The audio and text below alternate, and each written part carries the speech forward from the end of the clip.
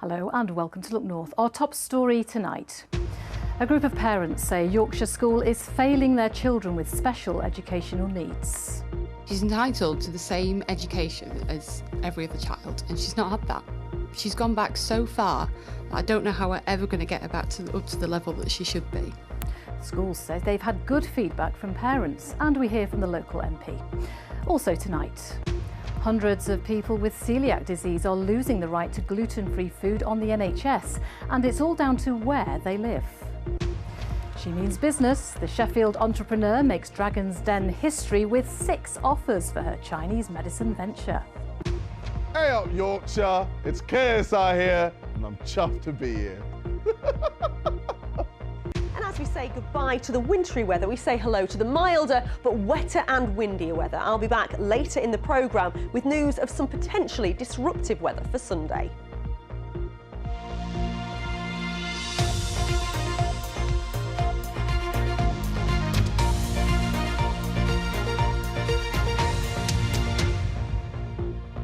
Good evening. A group of parents in York say a school is failing their children over support for special educational needs. The families say help for pupils with conditions like autism has deteriorated at Millthorpe School over the last year.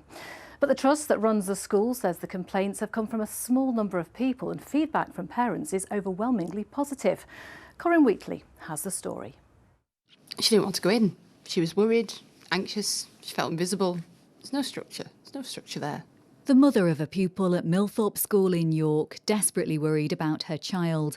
Sarah, not her real name, says a lack of consistent and structured special educational needs support is having a huge impact on her daughter, who has autism. The support hasn't been in place. She's done a lot of colouring. She's gone backwards. She's way behind, way behind. She's entitled to the same education as every other child, and she's not had that. She's gone back so far that I don't know how we're ever going to get her back up to the level that she should be. Sarah says that while staff at the school are doing their best, she believes they're under-resourced and blames the Academy Trust for the failings. They want what's best for the children, the TAs and the teachers. You know the help and everything was there before, but their hands are tied in what they can do, the time that they have, the resources. The family story is one of several that have been shared with Look North from parents of children with various additional needs. Many say that while support at Millthorpe School had been very good, it went downhill after a number of teaching assistants left in 2022 after proposed changes to their employment contracts. Another parent, who we're calling Natasha, says her autistic daughter struggled with inconsistent and unfamiliar agency teaching assistants and other changes at the school. Natasha eventually moved her elsewhere. Quite often she was punished and chastised for behaviours that she couldn't help, whereas, you know, her original TAs and autism key workers knew how to deal and approach with children. Natasha's daughter became deeply anxious about school, at one point even biting herself. I'd put her in the bath and I noticed that she had teeth marks going all the way up her arm. And this is out of her just sheer frustration at the situation. She's actually harming herself. Harming herself.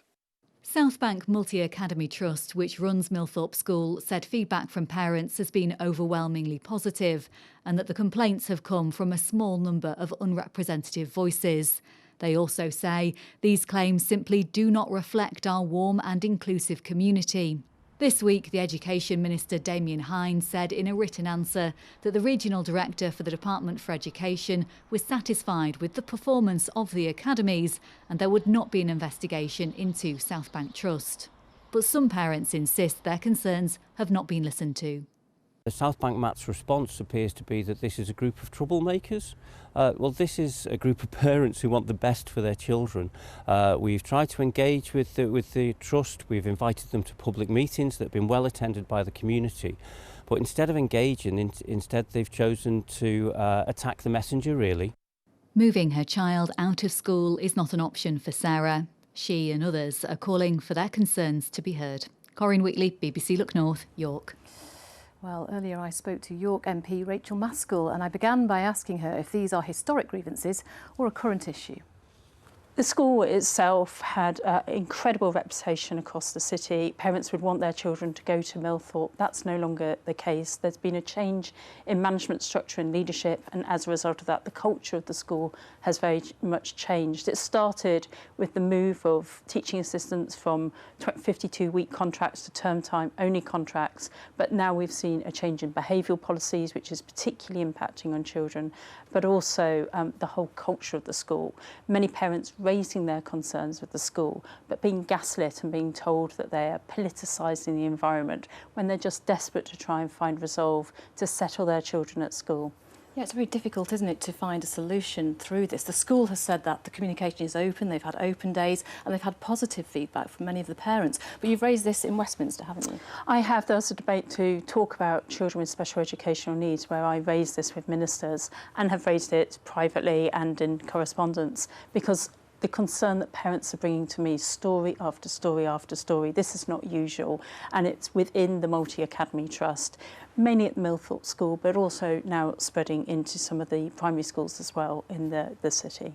But they are accountable to the DFE, and the DFE says it's got no problems, no concerns. Well, that's why I'm meeting with the minister to put the evidence to the minister, say this is what's happening, and I want greater scrutiny over what's happening within my city, because ultimately the stories I hear of children that were doing well at school slowly melting down, breaking, and really finding it such a stressful environment. And we've got to think about young people today, their mental health. We know it's really challenging with young people, and this is just escalating those challenges. We know when children are not at school, they're missing out on their futures, and that's why it's so important that we address this issue maturely, not blaming parents or blaming young people, maturely, and get the right resolve for the sake of the young people themselves. And this isn't just one school, is it? I mean, we hear from parents all the time with concerns about their children in similar situations across the region. But is this school any different to any others in our region with similar problems? Well, I think it is, and this is what we've been seeing. It is the approach that the school is taking towards the young people, which is of real concern. And the fact that children are being harmed by this environment, I've raised it with the local authority as being an issue of safeguarding as well. And ultimately, if children are out of school, we know that their risks increase. And I don't want any child to come to that. I want every child to be able to not only have a good education, but to enjoy their education as well. I'm sure this will be a story we'll come back to time and time again. Thank you for your time today. Thank you very much. Next tonight, the half-sister of a 2-year-old who is believed to have starved to death after his dad suffered a fatal heart attack has told the BBC she doesn't blame social services for his death. Melanie Battersby from Sheffield says she believes social services and the police did what they could within the powers they had. Shelley Henry reports. Remembering a much-loved brother and father. Every time I saw him, you know, he were happy, he was smiling, he learned to walk, he was learning to speak. It was just a really beautiful, sweet-natured little boy. My dad was a character. He was born to be wild. He really, really loved his children, and I know how proud he were of every single one of us. Melanie Battersby from Sheffield was the sister of 2-year-old Bronson. It's believed the toddler starved to death after his dad had a heart attack. They were found in their home in Lincolnshire last week. Come on then. I was told that they were both found looking very peaceful, and that is the only consolation I could take from that, is that my little brother snuggled up to my dad and that he looked peaceful. I don't want to think too much about the suffering that he went through. 37-year-old Melanie wanted to keep the focus on her brother and father. We agreed not to show her face. She says she doesn't blame social services for what happened. I believe that social services and the police did what they could within the powers that they had and the information that they were given. I don't place blame, any blame at all on them. I think it must be devastating for them to work in that profession. A police watchdog will investigate, and a review is being carried out by Lincolnshire County Council. Their findings are due in 2 weeks. It's hoped then we'll know more details on how and why Bronson lost his life. Shirley Henry, BBC Look North. Oh, and our thoughts are with Bronson's family there. You're watching Friday's Look North. Still to come on tonight's programme. How sports science is reducing the risk of injuries in Rugby League.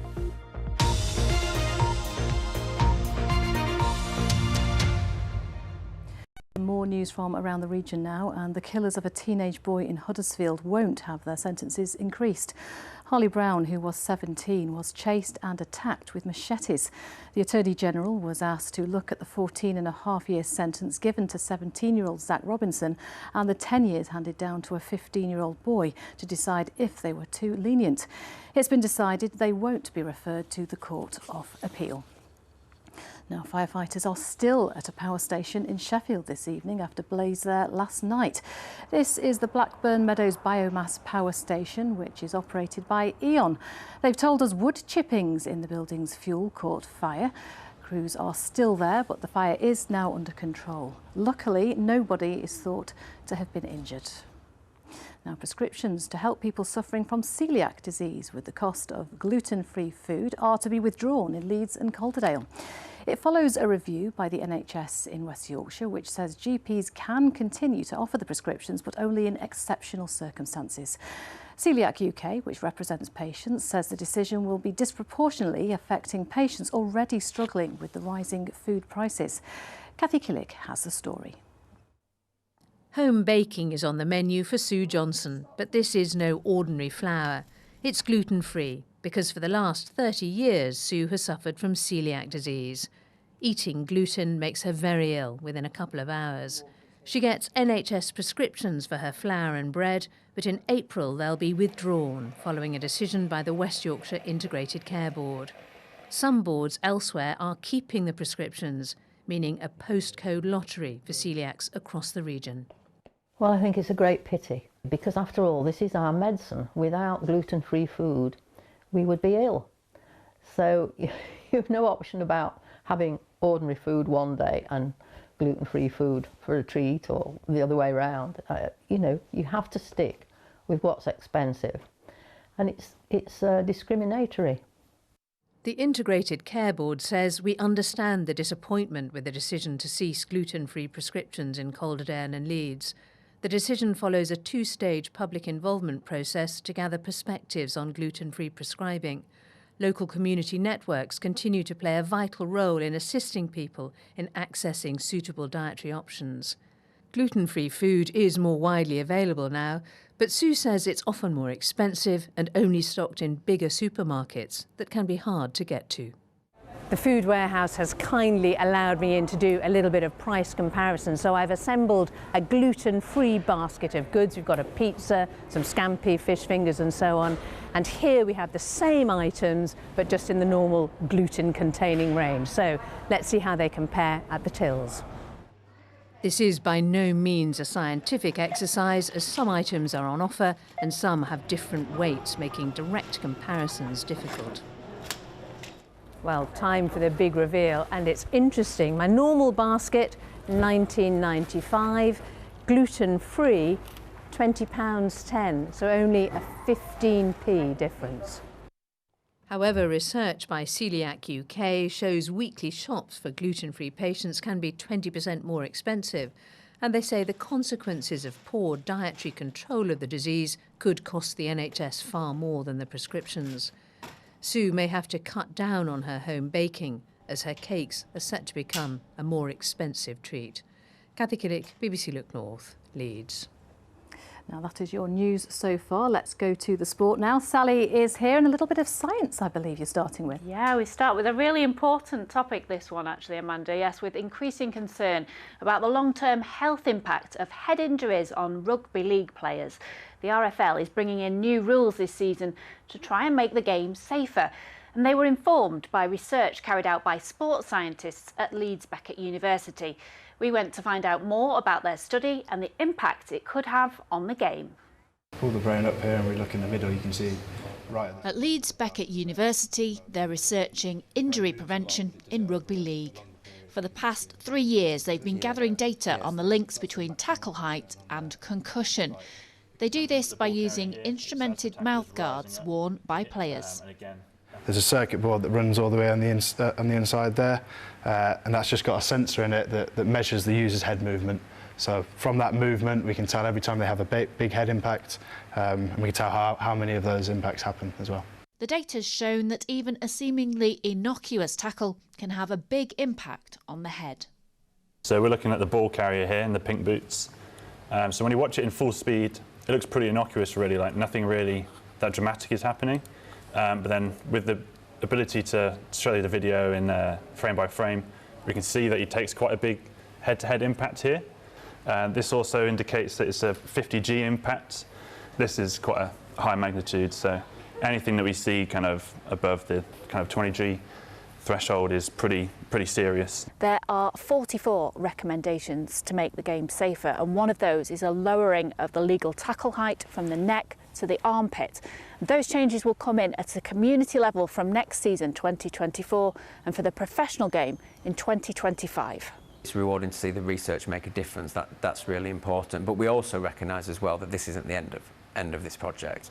You know, where this is all about risk reduction, not risk removal. You'll never remove the risk from a contact sport. So we're just straight in there. We're not even having an approach. Just 1 foot forward and just step in and contact. Any change to the rules takes some getting used to, so we've come here to amateur side Westgate Common to see how they're getting to grips with it. You're asking players that have potentially played the game for 20, 30 years and played in that manner to fundamentally change how they play on the back of maybe 2 training sessions a week where you get an hour with them.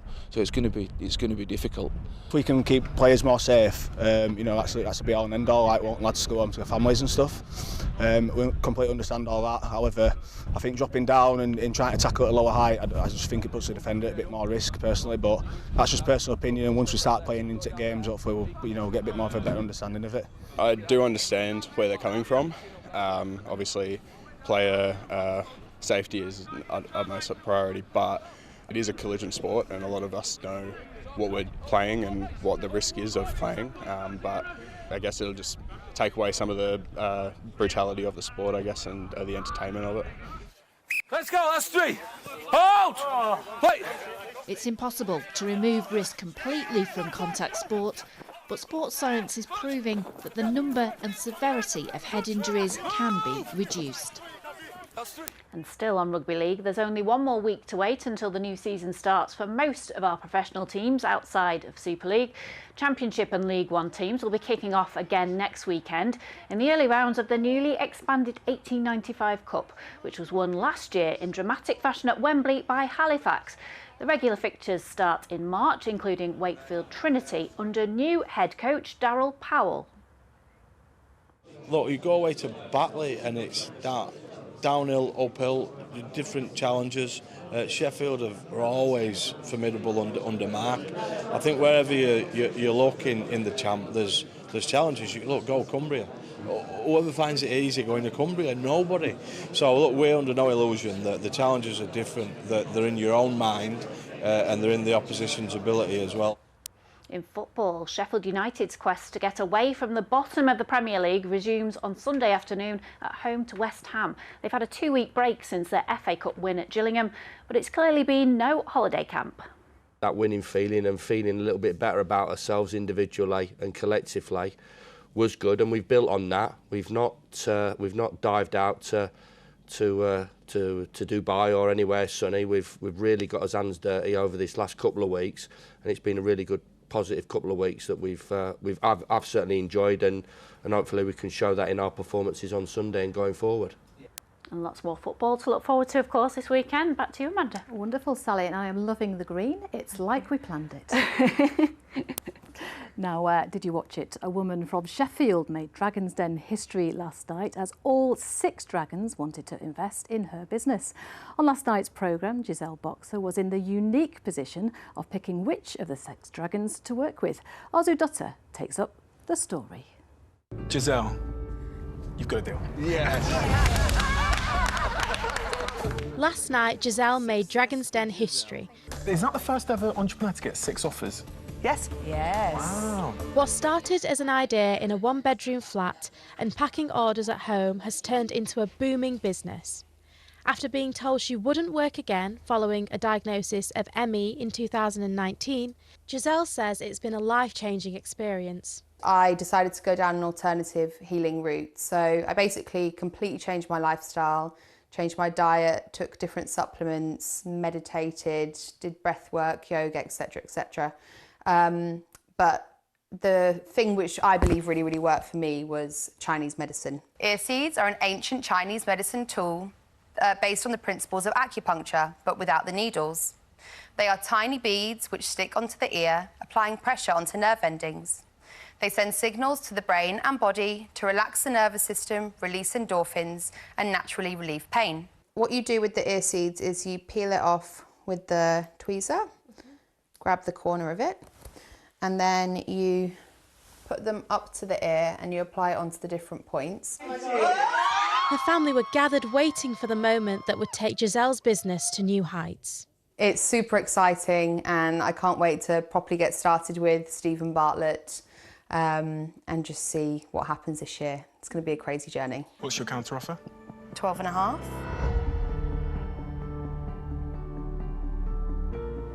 Come on. Absolutely insane. Crazy. Completely nuts. I've sold double the amount of units in one evening than I sold in 2 years. So it's been, I haven't had any sleep. Amazing, what a whirlwind. Now, one of the most famous people on the internet, a man who originally shot to fame as a YouTuber, is in Leeds ahead of a so-called influencer boxing event tomorrow. He's known as KSI and is particularly popular amongst teenagers and young people, I'm told. It's the first time Misfits Boxing has been to Yorkshire and thousands of people are expected to attend. Our reporter Beth Parsons went to meet him. 30-year-old KSI has more than 40 million people subscribed to his YouTube channels. It's your boy KSI, we're in 2024. You've probably heard his music on the radio. It's not over yet. Tell me where you started. And you've probably seen people drinking this, Prime. A drinks company partly owned by KSI, which made headlines last year when it became so popular, limited supplies were selling for huge amounts of money. At times, he's been controversial and has had to apologise for racist language used in some of his videos. In a recent video, I used a racial term that is offensive to so many, especially in the South Asian community. There were no excuses for what I said. He's also a boxer, with his fight in Manchester against Tommy Fury reportedly bringing in 1.3 million pay-per-view buys in October, making it one of the most watched boxing events of 2023. And it's boxing that's brought KSI to Yorkshire this week. Ladies and gentlemen, Misfits 12 is happening next. He's the CEO of Misfits Boxing, a new wave of the sport where social media influencers take each other on in the ring. I caught up with him ahead of the event. I'd say it's this thing where a lot of people go, it's not real boxing, or it's not like AJ versus Fury, or da-da-da-da-da. But when people watch it, they're entertained, and they go, after the event, they go, wow, that was great. I can't wait for the next one. We want to be worldwide, and we felt like, Leeds is a great spot for Misfits, a great place. I feel like there's a lot of fans in Leeds that would love to go to Misfits events.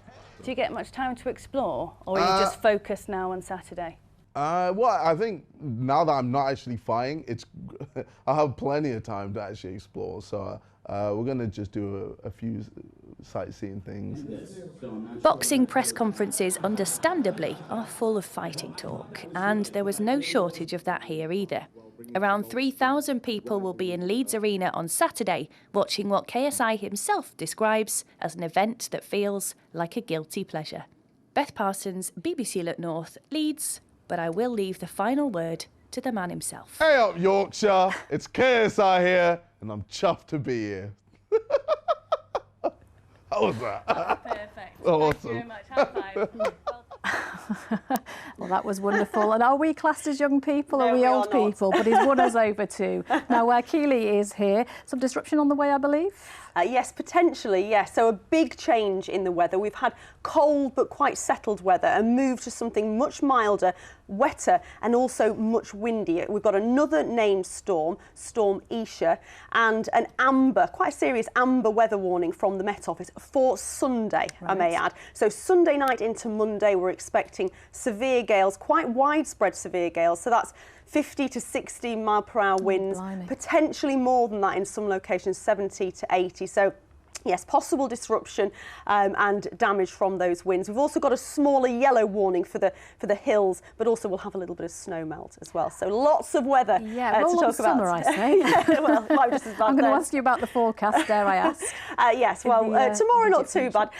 We've had some lovely pictures in over the last few days, though. This was the picture this morning, some lovely colours at both sunrise and sunset today. So this was sunrise in Kirkburton. The next was sunset. Some lovely colours there in Wakefield. Keep your pictures coming in to Instagram, Twitter, on the BBC Weather Watchers page as well. So yes, all change on the weather front. Just a reminder, we've got an amber warning for severe gales for Sunday night into Monday. It's all down to this area of low pressure sweeping in from the Atlantic. So the Atlantic taking over our weather, much milder, but also wet, windy conditions with severe gales possible Sunday night into Monday. And then another storm system through Tuesday as well. It's been quite settled this afternoon, a bit breezy, and it's still been very chilly out there. Temperatures just a smidge higher than they were yesterday, but still very cold. We've still got some of those icy stretches around. An early frost actually through the first half of tonight before the breeze picks up, more cloud moves in, and temperatures by the end of the night will settle at around 2 or 3 degrees. Let's have a quick look then at those high water times. You're next in Filey at 11:50. So tomorrow morning we'll start off with quite breezy conditions. That breeze will continue to freshen through the day. As you can see, a lot of cloud around, some breaks away from the hills. We'll also have some patchy rain. It's disappeared now, but particularly through the morning for the hills, even the odd snow flurry for the dales. But most of that patchy rain for daylight hours will stay across Pennine parts. It'll be drier further east. And temperatures will begin to creep up a little bit further, 6 or 7 degrees in that southwesterly flow.